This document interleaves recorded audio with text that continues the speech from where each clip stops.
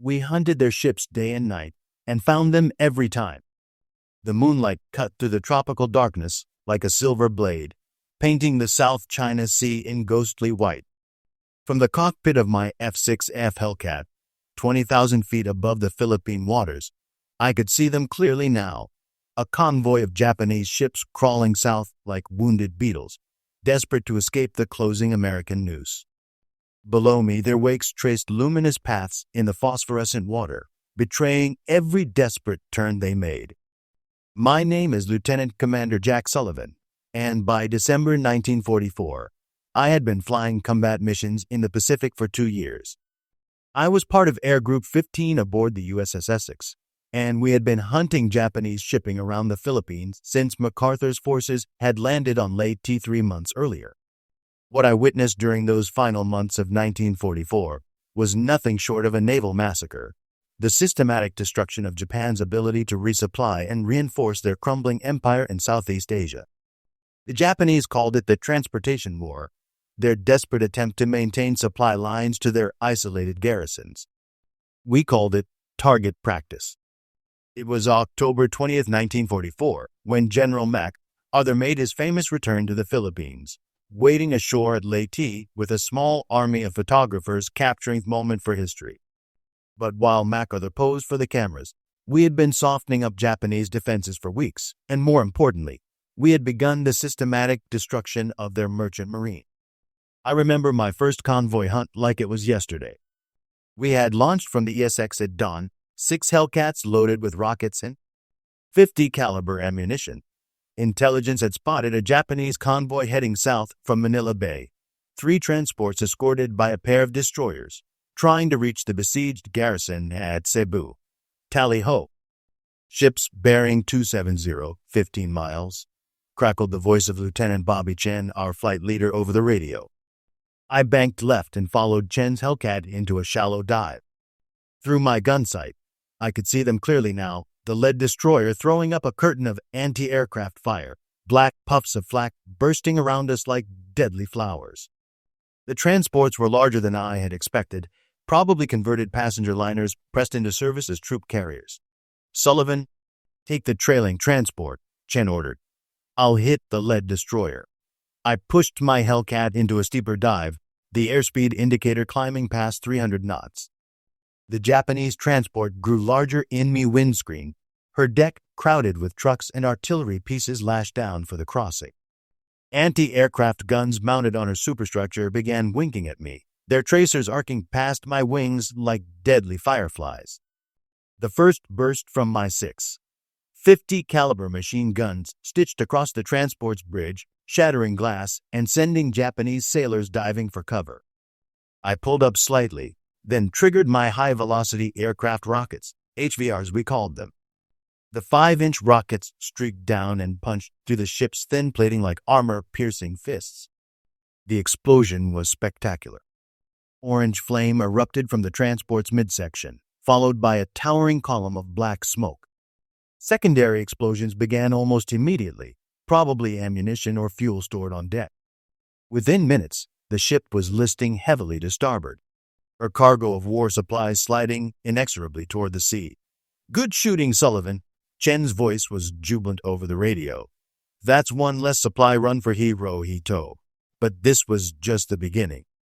Over the next 4 months, as American forces established their foothold on Leyte and began preparations for the assault on Luzon, we would hunt Japanese shipping with relentless efficiency. The Japanese merchant marine, once the lifeline of the Pacific Empire, became our primary target. By December 1944, the numbers told a story of unprecedented naval devastation. American submarines, aircraft, and surface ships had sunk more than 100 Japanese vessels around the Philippines in just 2 months. The Japanese merchant marine, which had numbered over 6 million tons at the start of the war, was bleeding to death in the tropical waters of the South China Sea. I flew on many of those missions, and each one burned itself into my memory with the clarity of high-octane aviation fuel. There was the night attack on December 3rd, when we caught a 10-ship convoy trying to sneak past Mindoro under cover of darkness.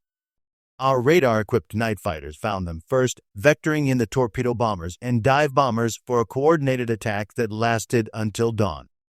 When the smoke cleared, 7 Japanese ships lay on the bottom of the Sulu Sea. There was the running battle on December 15th, when Japanese destroyers tried to escort a convoy of fast transports through the Mindanao Strait. We hit them with everything we had, Hellcats strafing their decks, held-over dive bombers punching through their thin armor with 1,000-pound bombs, and Avenger torpedo bombers putting fish into their hulls below the waterline. The Japanese fought back with desperate courage, their anti-aircraft fire filling the sky with lethal fragments, but courage alone couldn't stop the American war machine. The most devastating attack came on December 21st, just 4 days before Christmas. Intelligence had discovered a major Japanese convoy forming up in Manila Bay, 15 transports loaded with reinforcements and supplies for the surrounded garrison on Luzon, escorted by 4 destroyers and 2 light cruisers. It was the largest Japanese naval formation we had seen since the Great Carrier Battles of 1942. Admiral Hal C. ordered every available carrier aircraft in Task Force 38 to hit the convoy. More than 300 American aircraft, Hellcats, Corsairs, Helldivers, and Avengers descended on the Japanese ships like a swarm of mechanical hornets. I was flying my second mission of the day when we found them. The convoy was strung out over 10 miles of ocean, the escorts frantically weaving back and forth to provide anti-aircraft coverage for the vulnerable transports. But there were simply too many of us and too few of them, whispered my wingman, Ensign Tommy Rodriguez, over the radio. Look at all those ships. He was right. It looked like a small city floating on the water, ships stretching from horizon to horizon, their wakes crossing and recrossing in complex patterns as they maneuvered desperately to avoid our attacks. The largest transport was easily 15,000 tons, probably a converted passenger liner packed with Japanese soldiers headed for what they must have known would be a suicidal last stand. Remember, gentlemen, came the calm voice of our strike coordinator over the radio. Hit the transports first. The escorts can't hurt MacArthur's boys if they're swimming. The attack began at 1400 hours and continued until sunset. Wave after wave of American aircraft dove on the Japanese convoy, ignoring the increasingly frantic anti-aircraft fire. I made 4 separate attacks that afternoon, emptying my ammunition and rockets into 2 different transports. The first was a medium-sized cargo ship that caught fire after my rockets punched through her engine room. She was still burning when I left the area, listing heavily and dead in the water. The second was the big passenger liner. She was already damaged when I found her, smoke pouring from her forward holds and her speed reduced to bare steerage way. But she was still fighting, her anti-aircraft guns throwing up a curtain of fire that forced me to approach from an unexpected angle. I came in low and fast, barely 50 feet above the water, my Hellcat's propeller almost kissing the wave tops. The Japanese gunners couldn't depress their weapons low enough to track me, and I was under their defensive envelope before they knew I was there. My .50 caliber rounds walked across the ship's waterline, punching holes in her hull plating and flooding her lower compartments. By the time I pulled up and banked away, she was settling by the bow, her deck angle increasing with every passing second. When the attack finally ended, 12 of the 15 Japanese transports were either sunk or sinking. The 3 survivors, all heavily damaged, limped back toward Manila with their escorts, abandoning any attempt to reach Luzon. More than 20,000 Japanese soldiers who had been packed into those ships were now either dead or swimming in shark-infested waters, their weapons and equipment scattered across the ocean floor. The cost to Task Force 38 was minimal, 7 aircraft lost, with 4 pilots rescued by our submarines and flying boats. It was the kind of exchange ratio that characterized the entire Philippines campaign.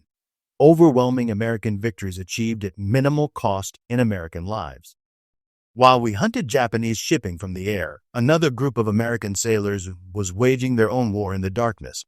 The PT boat crews who patrolled the narrow straits and coastal waters where Japanese ships tried to hide from our daylight air attacks. I got to know some of those PT boat crews during our brief respites at Tacloban, the advanced base we established on Leyte. They were mostly young officers and enlisted men, many barely out of their teens. who took their plywood boats into harm's way every night with the kind of casual courage that characterized the entire Pacific War. Lieutenant Commander Rick Morrison commanded PT-320, one of the Higgins boats that operated out of Tacloban. I met him at the officers' club in late November, and over several bottles of captured Japanese beer, he told me stories that made my own air combat experiences seem almost routine. The Japs learned pretty quick that they couldn't move ships in daylight, Morrison explained, his weathered hands wrapped around a bottle of Asahi, so they started running their supplies at night, hugging the coastline where your boys couldn't spot them from the air. That's where we came in. Morrison's boat and 5 others had been assigned to patrol the Surigao Strait, the narrow waterway between Leyte and Mindanao that the Japanese used as a highway for their nighttime supply runs. The PT boats would hide in coastal inlets during the day, then slip out after dark to hunt for Japanese barges, destroyers, and submarines. On December 7th, Pearl Harbor Day, which seemed appropriate, we caught a big one, Morrison continued. Japanese destroyer escort, probably 1,500 tons, trying to sneak a load of ammunition and medical supplies to the boys on Mindanao. She was doing maybe 15 knots, keeping close to the coastline to avoid your carrier planes. The attack began just after midnight. Morrison's PT boats approached from 3 different directions, their muffled engines barely audible over the sound of the surf against the rocky shoreline. The Japanese ship was silhouetted against the lighter water, a perfect target for the Americans' Mark 13 torpedoes. We fired 6 fish from about 800 yards, Morrison said. The skipper was good. He spotted our wakes and started evasive maneuvers, but he was trapped between us and the shoreline. 2 of our torpedoes hit him amidships, right in the engine room. The explosion lit up the whole strait like the 4th of July. The Japanese destroyer escort, later identified as the Kuwa, broke in half and sank in less than 3 minutes. There were no survivors, and the medical supplies that might have saved hundreds of Japanese wounded on Mindanao went to the bottom of the Surigao Strait instead. It was typical of the small-scale but devastating actions that characterized the PT boat war around the Philippines. Night after night, these young American sailors took their fragile boats into waters controlled by the enemy, sinking Japanese ships and cutting the supply lines that kept the isolated garrisons alive. The statistics were impressive. Between October 1944 and February 1945, PT boats operating around the Philippines sank more than 40 Japanese ships, including destroyers, submarines, and hundreds of barges and small coastal vessels. The Japanese called them devil boats and developed an almost superstitious fear of the Americans, who seemed to appear out of nowhere, strike without warning, and vanish into the darkness.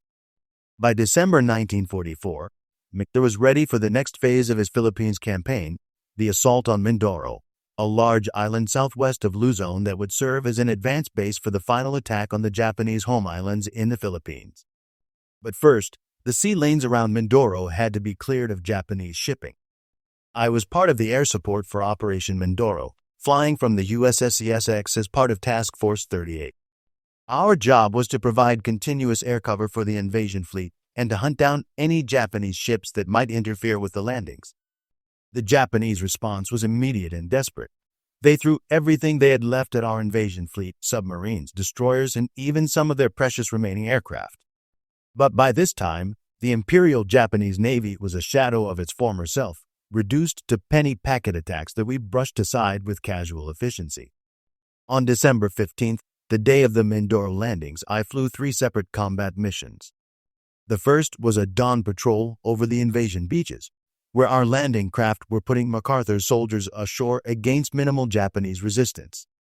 The second was an afternoon strike against a Japanese airfield on Luzon, where we destroyed 17 aircraft on the ground without losing a single American plane. But it was the third mission that I remember most clearly, a twilight hunt for Japanese ships that intelligence reported were trying to approach Mindoro from the north. We found them just as the sun was setting, painting the western sky in shades of orange and red that reminded me uncomfortably of the fires I had seen consuming so many Japanese ships.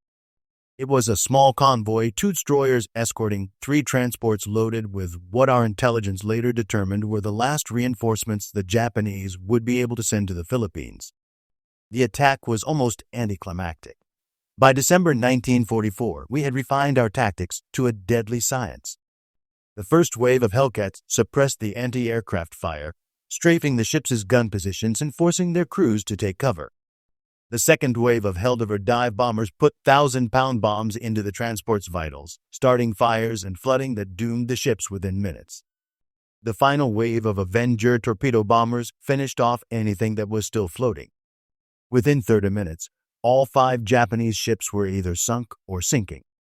More than 3,000 Japanese soldiers who had been packed into those transports were now struggling in the oil-slicked water, their weapons and equipment scattered across the ocean floor. It was the last significant Japanese attempt to reinforce their garrisons in the Philippines. The cost to our air group was 1 Hellcat damaged by anti-aircraft fire, with the pilot making a successful landing on the ESX despite a shot-up engine. It was typical of the exchange ratios we had been achieving since the beginning of the Philippines campaign: devastating losses for the Japanese, minimal casualties for the Americans. By January 1945, the systematic destruction of Japanese shipping around the Philippines was essentially complete. The Imperial Japanese Navy, which had once controlled vast areas of the Pacific Ocean, had been reduced to a handful of submarines and coastal craft. The merchant marine that had supplied Japan's far-flung empire was scattered across the ocean floor in pieces. The numbers told the story with brutal clarity. Between October 1944 and February 1945, American forces had sunk more than 150 Japanese ships around the Philippines: destroyers, transports, cargo vessels, tankers, and hundreds of smaller craft. Hundreds of thousands of tons of supplies that might have sustained Japanese resistance were now feeding the fish instead of feeding Japanese soldiers. But victory came at a cost, even when the exchange ratios were overwhelmingly in our favor. I had lost friends during those months of hunting, good pilots who had pushed their luck once too often, PT boat crews who had ventured too close to Japanese shore batteries, sailors who had been in the wrong place when a Japanese submarine managed to get through our defenses. I remember Lieutenant Bobby Chen, the flight leader who had led my first convoy attack back in October. He was shot down in January during a strike on a Japanese airfield, his Hellcat hit by anti-aircraft fire as he pulled out of a strafing run. We found his wreckage later, his aircraft crumpled against a hillside with no sign that he had been able to escape. Chen was 23 years old, a mathematics major from Berkeley who had planned to teach high school after the war. I remember Ensign Tommy Rodriguez, my wingman during so many of those convoy hunts. He was killed in December when his Hellcat developed engine trouble during a night landing approach to the ESX. The engine seized up just as he was crossing the carrier's wake, and his aircraft hit the water at 120 knots. We found Peace off his plane floating in our wake, but Tommy's body was never recovered. I remember the crew of PT-315 Morrison's sister boat, which hit a Japanese mine while patrolling the Surigao Strait in January. The explosion tore the boat in half, killing all 12 crew members instantly. They were mostly kids from small towns in the Midwest, farm boys and high school athletes who had volunteered for PT boat duty because it seemed more exciting than serving on a big ship. These were the faces I saw when I tried to sleep after those long days of hunting Japanese ships. Good men who had died so that MacArthur could return to the Philippines, so that American forces could establish base for the final assault on Japan itself. Their sacrifice had made possible the systematic destruction of Japanese sea power in the Western Pacific. From my perspective as a carrier pilot, the destruction of Japanese shipping around the Philippines was simply a series of target-rich environments where we could practice our skills against increasingly desperate opposition. But the strategic impact of what we were doing was far greater than any of us realized at the time. The Japanese called it the Transportation War, and by early 1945, they had clearly lost it. The systematic destruction of their merchant marine meant that Japan could no longer supply or reinforce its scattered garrisons throughout the Pacific. Islands that had once been key strategic positions became isolated outposts, cut off from resupply, and left to wither on the vine. More importantly, the destruction of Japanese shipping capability meant that Japan itself was being slowly strangled. The home islands, which had always depended on imports of raw materials and food from their conquered territories, were now cut off from those sources of supply. The steel, Oil, rubber, and rice that had sustained the Japanese war machine were now unavailable, forcing Japan to consume its remaining stockpiles while American forces prepared for the final assault. The human cost for Japan was staggering. Conservative estimates suggest that more than 100,000 Japanese soldiers and sailors died during the destruction of their shipping around the Philippines. These were not combat deaths in the traditional sense. They were men who drowned in the darkness after their transports were sunk, who died of exposure while floating in life rafts that were never found, who were killed when their cargo ships exploded from direct hits by American bombs and rockets. But strategic cost was even greater. Each sunk transport meant that a Japanese garrison somewhere in the Pacific would go without reinforcements, ammunition, medical supplies, and food. Each destroyed cargo ship meant that Japan's industrial capacity was further degraded, its ability to wage war systematically reduced. Each sunken tanker meant that Japanese aircraft and ships had less fuel, reducing their operational capability and hastening the end of the war. My last convoy hunt took place on February 10, 1945, just 2 weeks before American forces landed on Iwo Jima. Intelligence had spotted what appeared to be the last significant Japanese convoy attempting to reach the Philippines, 4 transports escorted by 2 destroyers, probably carrying supplies for the isolated Japanese garrison still holding out on northern Luzon. It was fitting that this final hunt would be conducted at night, since by February 1945, the Japanese had been forced to abandon any attempt at daylight movement. Our air superiority was so complete that no Japanese ship could survive in open water during daylight hours. I was flying a night fighter version of the Hellcat, equipped with radar that allowed me to hunt enemy ships in complete darkness. It was a new capability that we had been developing throughout 1944, and by early 1945, our night fighting techniques had reached a level of sophistication that would have seemed impossible at the beginning of the war. The hunt began just after midnight. My radar operator, Petty Officer First Class Mike Kowalski, picked up the convoy on his scope about 50 miles northeast of Manila Bay. They were running without lights, maintaining radio silence, doing everything they could to avoid detection. But our radar could see them clearly, 6 distinct contacts moving southeast at about 12 knots. "I've got them, Lieutenant Commander." Kowalski's voice was calm and professional over the intercom. "Bearing 045, range 42 miles. Looks like 4 large ships and 2 smaller ones, probably escorts." I banked left and began a long approach that would bring us up on the convoy from their port quarter, where their anti-aircraft coverage would be weakest. Below us, the South China Sea was black as coal, with no moon and heavy cloud cover that made visual contact impossible. We were hunting by electronics now, our radar the only sense that mattered in this midnight world. As we closed the range, I could see the convoy on my own radar scope, 6 green blips moving across the screen in a formation that spoke of discipline and desperation. The Japanese were still trying to maintain proper convoy discipline, even though they must have known that detection by American forces meant almost certain death. "Range 15 miles, Kowalski reported. "They're maintaining course and speed." "I don't think they know we're here." That was about to change. I armed my rockets and machine guns, then began a shallow descent that would bring me to attack altitude. The plan was simple: hit the largest transport first, then work my way through the convoy systematically. With luck, I might be able to sink all 4 transports before the escorts could organize effective anti-aircraft fire. The first transport loomed up in my gun sight like a black mountain against the slightly lighter sky. She was larger than I had expected, probably 8,000 tons, with the high superstructure of a converted passenger liner. Her decks were crowded with what looked like vehicles and artillery pieces, supplies for the doomed Japanese garrison on Luzon. I fired my first salvo of rockets from about 1,000 yards, then followed up with a long burst from my 6.50 caliber machine guns. The rockets punched through the transport's thin plating and exploded inside her cargo holds, starting fires that immediately illuminated the entire convoy.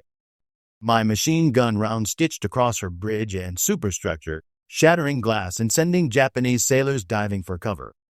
The response was immediate and violent. Every anti-aircraft gun in the convoy opened fire, filling the darkness with tracers and flak bursts. The two destroyers began evasive maneuvers, weaving back and forth to provide covering fire for the transports while trying to avoid becoming targets themselves. But it was too late. The fires from the first transport had destroyed the convoy's most precious asset, darkness. Now I could see all of them clearly, silhouetted against the flames like targets in a shooting gallery. I pulled up and came around for a second attack, this time targeting the largest of the remaining transports. She was already turning away from the burning ship, her captain probably hoping to escape into the darkness before I could find her. But my radar could track her easily, and within minutes I was lining up for another attack run. The second transport died even more quickly than the first. My rockets hit her engine room and started a fire that spread rapidly to her cargo holds. Secondary explosions began almost immediately, probably ammunition or fuel stored on deck. Within minutes, she was listing heavily to starboard, her deck angle increasing with each passing second. The remaining trois transports were now scattering, abandoning convoy discipline in favor of individual survival. But they were too slow, and I was too experienced. Over the next hour, I methodically hunted down and sank both of them, ignoring the increasingly desperate anti-aircraft fire from the two destroyers. When I finally turned for home, 4 Japanese transports were burning on the South China Sea, their cargoes of war supplies settling toward the bottom in 2,000 fathoms of water. More than 10,000 tons of shipping had been destroyed by a single American aircraft in less than 90 minutes of combat.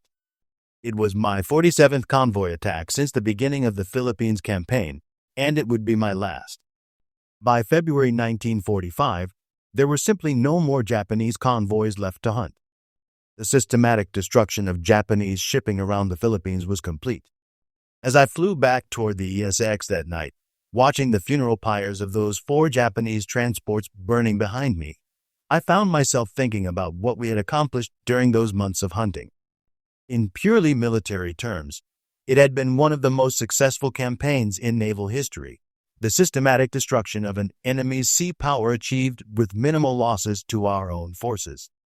But there was something troubling about the ease of it all, the mechanical efficiency with which we had dismantled Japan's merchant marine. These were not warships we had been sinking, but cargo vessels and transports, often manned by merchant sailors who had never signed up for combat. The men who died when those ships went down were often soldiers being transported to what they knew would be desperate last stands, or sailors whose only crime was serving their country in wartime. War has its own logic, and the destruction of enemy shipping was a legitimate military objective that helped shorten the conflict and save American lives. Every Japanese transport we sank meant fewer supplies for enemy forces, fewer reinforcements for isolated garrisons, and a faster end to the war. The systematic destruction of Japan's merchant marine was hastening the day when Japanese leaders would be forced to admit defeat and surrender. But from my cockpit, 20,000 feet above the South China Sea, it sometimes felt less like warfare and more like slaughter. The Japanese ships we hunted had little chance of survival once we found them. Their anti-aircraft defenses were inadequate, their escort vessels too few and too weak to provide effective protection. It was target practice against increasingly desperate opposition, and the outcome was never really in doubt. Still, I was proud of what we had accomplished. The systematic destruction of Japanese shipping around the Philippines had crippled Japan's ability to wage war and brought the conflict that much closer to its inevitable conclusion. Every Japanese ship we sank represented supplies that would not reach enemy forces, reinforcements that would not arrive to prolong Japanese resistance. The cost had been bearable for American forces. A few dozen aircraft lost, a handful of PT boats sunk, perhaps 200 American lives in exchange for the complete destruction of Japanese sea power in the Western Pacific. It was the kind of exchange ratio that characterized American operations throughout the Pacific War. Overwhelming technological and material superiority translated into decisive military victory. But the cost for Japan had been catastrophic. More than 150 ships sunk, hundreds of thousands of tons of supplies sent to the bottom, tens of thousands of soldiers and sailors killed. The Japanese merchant marine, which had once carried the products of a conquered empire back to the home islands, was now scattered in pieces across the ocean floor. By March 1945, Japan's position was hopeless. cut off from their empire, isolated on their home islands, facing the prospect of invasion by American forces that had perfected the art of amphibious warfare during 3 years of island-hopping campaigns. The systematic destruction of their shipping had made resistance futile and surrender inevitable. The hunting war around the Philippines officially ended on March 3, 1945, when the last organized Japanese resistance on Luzon was eliminated. By that time, American forces controlled all the major ports and airfields in the Philippines, and the sea lanes that had once carried Japanese shipping were patrolled by American submarines, aircraft, and surface vessels. I flew my last combat mission over the Philippines on March 15th, a routine patrol that found nothing but empty ocean. The hunting grounds that had provided such rich targets for months were now barren, cleared of Japanese shipping by the systematic efficiency of American sea power. The statistics of destruction were impressive, but somehow inadequate to capture the full scope of what had been accomplished. More than 200 Japanese ships sunk around the Philippines between October 1944 and March 1945. More than 500,000 tons of shipping destroyed, tens of thousands of Japanese soldiers and sailors killed. An entire maritime empire reduced to wreckage scattered across the ocean floor. But the most important statistic was the simplest one. Japan could no longer supply or reinforce its scattered garrisons throughout the Pacific. The transportation war was over, and Japan had lost it completely. From now on, isolated Japanese forces would have to survive on whatever supplies they had stockpiled, while American forces prepared for the final assault on the home islands themselves. The hunting war had accomplished its strategic objective with ruthless efficiency. Japan's merchant marine, the lifeline of their Pacific empire, had been systematically destroyed by American air power, submarine warfare, and surface action. The noose around Japan was tightening, and soon it would be tight enough to strangle the last resistance out of the Japanese war machine. As I walked across the deck of the ESX at night, looking out at the empty ocean that had once swarmed with Japanese shipping, I realized that we had witnessed something unprecedented in naval history: the complete destruction of an enemy's merchant marine in less than 6 months of systematic hunting. It was a demonstration of American industrial and military superiority that would echo through the remainder of the war. The hunting was over, but the victory it had made possible was just beginning. Within months, American forces would be landing on Okinawa, the last stepping stone before Japan itself. And when that final battle came, the Japanese would face it alone, cut off from their empire, isolated on their home islands, with no hope of reinforcement or resupply. We had hunted their ships day and night, and we had found them every time. In the end, that had made all the difference. The Pacific War would continue for 4 more months, ending only with the atomic bombs dropped on Hiroshima and Nagasaki in August 1945. But the outcome had been decided during those months of systematic hunting around the Philippines, when American sea power had strangled Japan's ability to wage war and hastened the end of the most devastating conflict in human history. From the cockpit of my Hellcat, I had watched an empire die one ship at a time. It was not a pleasant sight, but it was a necessary one. And when the final accounting was made, the destruction of Japanese shipping around the Philippines would be remembered as one of the decisive campaigns that brought World War II to its inevitably conclusion. The hunt was over. Victory was complete, and the Pacific Ocean, once contested by 2 great naval powers, now belonged entirely to the United States of America.